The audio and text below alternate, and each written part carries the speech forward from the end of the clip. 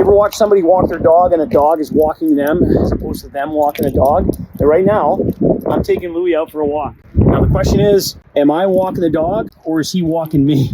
And this is the same thing that you got to ask yourself when you're on a buying conversation call. What's your agenda? Because if your agenda is you want to sell that person, you know what? They're going to sniff it out. If you're trying to sell somebody so hard, they're not going to want to buy from you. So what's the deal? Give the dog the chance. So if you choose, okay, I'm going out for exercise and I'm going to run the dog, that's different.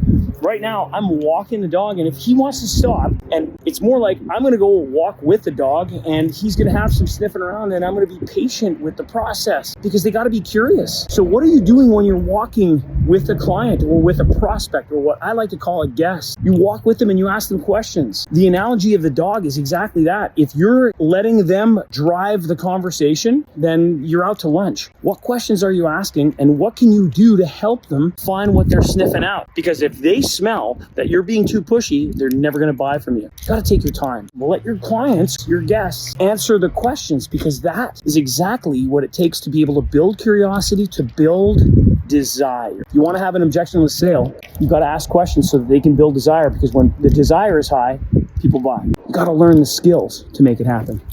Louis, let's go.